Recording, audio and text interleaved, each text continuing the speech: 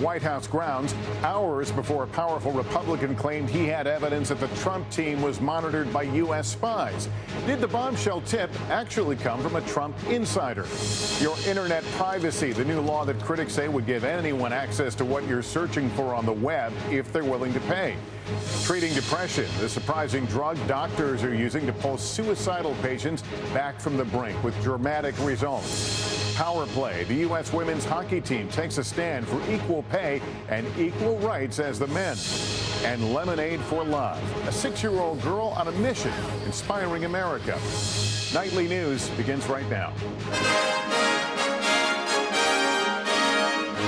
From NBC News World Headquarters in New York, this is NBC Nightly News with Lester Holt. Good evening. Interesting questions have surfaced about the source of the intelligence that landed in President Trump's lap last week that he quickly sees as partial vindication of his unproven wiretap claims. It was House Intelligence Committee Chairman Devin Nunes who told the president that legal surveillance may have incidentally captured communications involving Trump staffers. But where did he get the information? The congressman's whereabouts the day before he dropped that bombshell are now fueling suspicions among Democrats. NBC's Hallie Jackson with what we know tonight.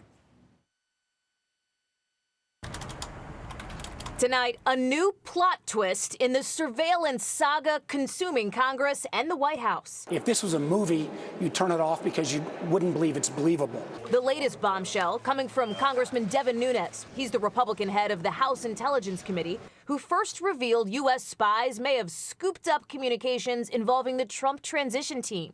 It's called incidental collection, and while Nunes has specifically said there's no evidence to back the president's claim Trump Tower was wiretapped by President Obama, President Trump said he felt vindicated anyway. I somewhat do. I must tell you, I somewhat do. I very much appreciated the fact that they found what they found. Turns out, one day before he briefed the president, Nunes was on White House grounds reviewing that secret information from his secret source. The Congress has not been given this information, these documents. There is no way for the folks that I had been working with to actually to bring this forward to light. There was no way I could view that because they couldn't get it to the House Intelligence Committee.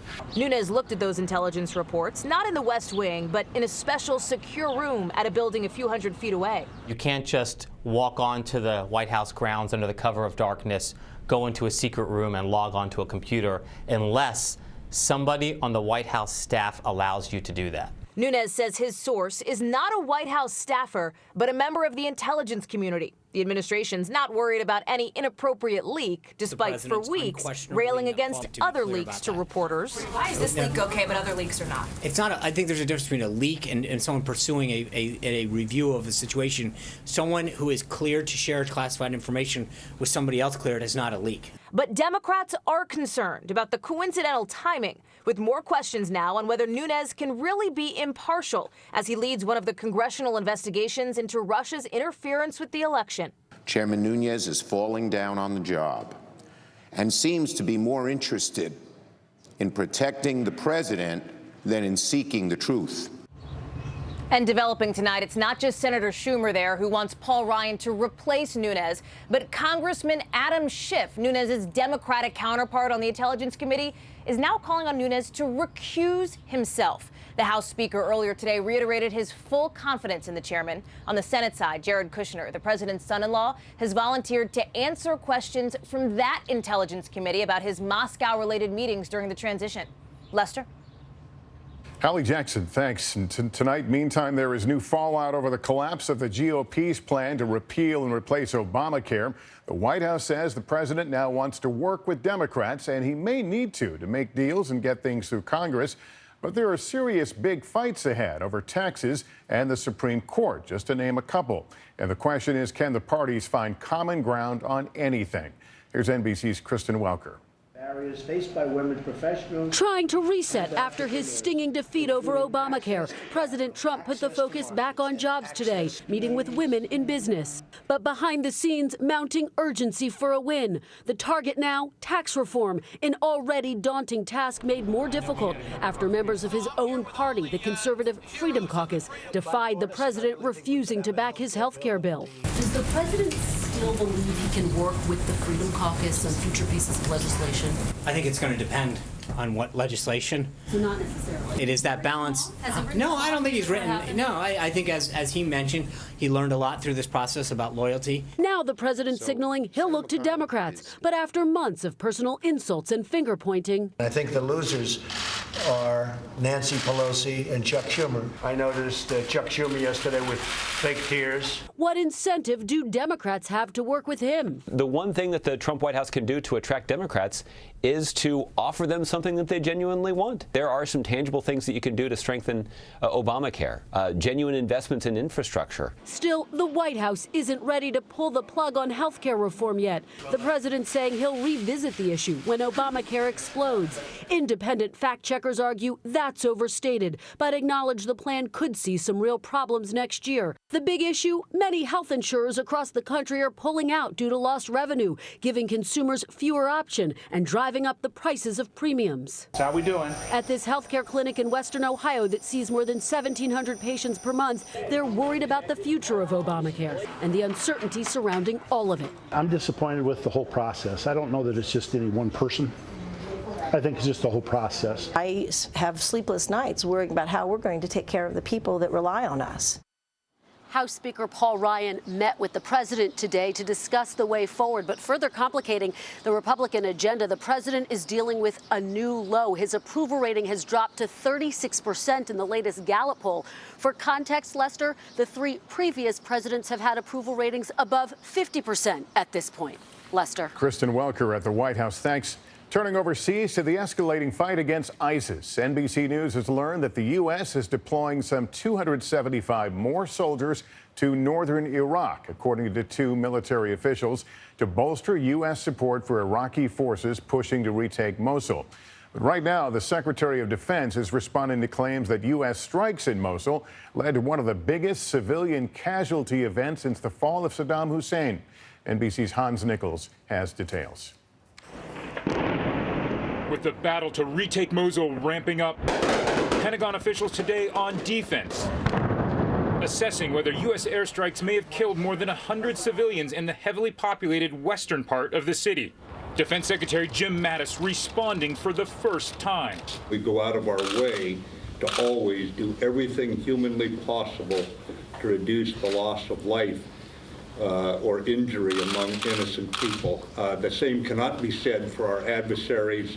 The Pentagon reviewing roughly 700 video feeds of airstrikes hitting Mosul over the past 10 days.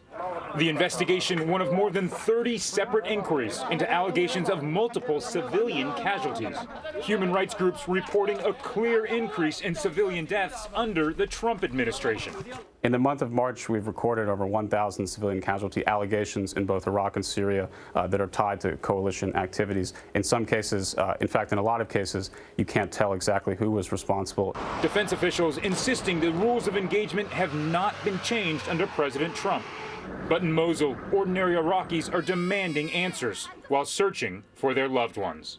As the Pentagon rushes to complete its investigation into those civilian casualties, officials here say there are no plans to change the way they carry out airstrikes against the Islamic State. Hans Nichols, NBC News, the Pentagon.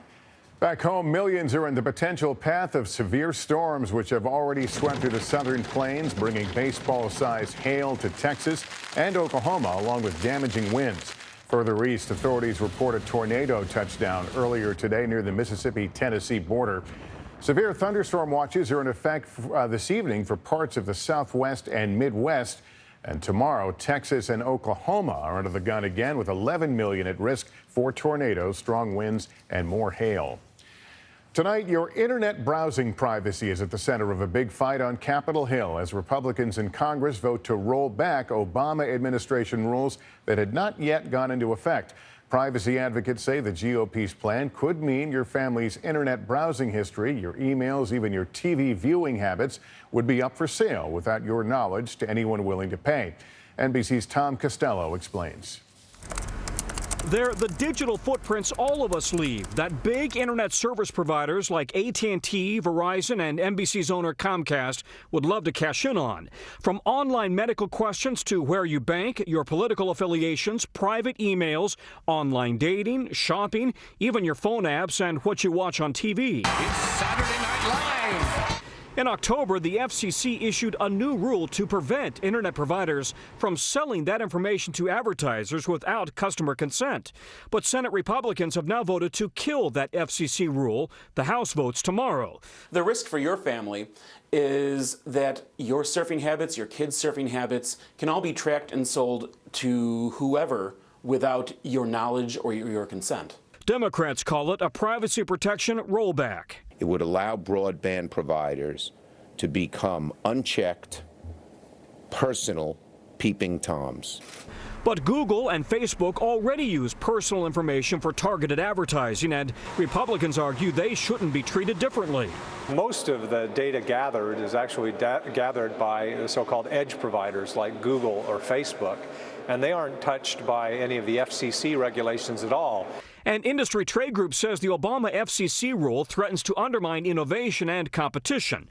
Internet providers have been lobbying hard for permission to sell their customer data to advertisers. Telecom providers want to do what tech companies have done for a long time, which is take users' information and turn that into targeted, relevant ads that make them a whole lot of money. But internet service providers have far more information about all of your online activities than simply what you type into Google or Facebook. The question is how much online privacy Americans should expect. Tom Costello, NBC News, Washington. Tonight at this hour, we're awaiting a decision that could mark a major victory for women in the ongoing fight for equal pay and equal rights. It's a showdown between the U.S. women's hockey team, one of the most successful teams for the U.S. at the Olympics, facing off against the governing body of USA Hockey. The women are threatening to walk away from the World Championships unless they're treated like the men.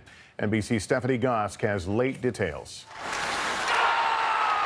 The USA women's hockey team owns the ice. A medal in every Olympics since 1998. World champions 3 years in a row. But when this year's championship kicks off on Friday, the team says they won't be playing. They're boycotting. We need more visibility, we need more games, and we need to be paid properly. Tonight, the team is locked in negotiations with USA Hockey, hoping to get a deal. They say they don't get nearly the support the men get, flying coach instead of business, sharing hotel rooms instead of getting their own. The men can practice full-time and travel to games relying on NHL salaries, but women can't earn anywhere near that kind of money playing professionally. The hockey players are being backed across the sports world, pros from the NHL, NBA, and baseball, along with 14 U.S. senators who wrote a letter to USA Hockey to express their serious concern.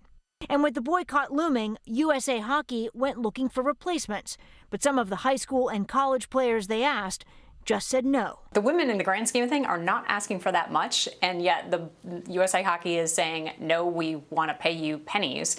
They've been hit with a wave of negative publicity. It's only going to get worse. In a statement, USA Hockey says, in part, they have increased their level of direct support.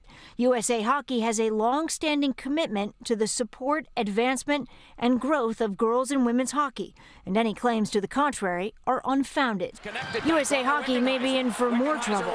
A prominent agent says some NHL players, in solidarity, are planning to boycott the men's championship tournament as well. Stephanie Gosk, NBC News, New York. Another tough day on Wall Street after that record ride. The Dow is now on an 8-day slide, its longest down streak in 6 years. The Dow off about 45 points on the day as analysts say investors are looking at the collapse of the health care plan and assessing prospects for things like tax reform.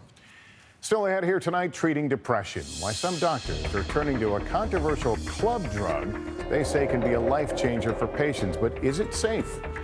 Also important news that may surprise you in the ongoing debate over breastfeeding and babies. I accept I don't race down the slopes like I used to. I even accept I have a higher risk of stroke due to AFib, a type of irregular heartbeat not caused by a heart valve problem. But whatever trail I take, I go for my best. So if there's something better than warfarin, I'll go for that too. Eliquis. Eliquis reduced the risk of stroke better than warfarin, plus had less major bleeding than warfarin. Eliquis had both. Don't stop taking Eliquis unless your doctor tells you to, as stopping increases your risk of having a stroke. Eliquis can cause serious and, in rare cases, fatal bleeding. Don't take Eliquis if you have an artificial heart valve or abnormal bleeding. While taking Eliquis, you may bruise more easily.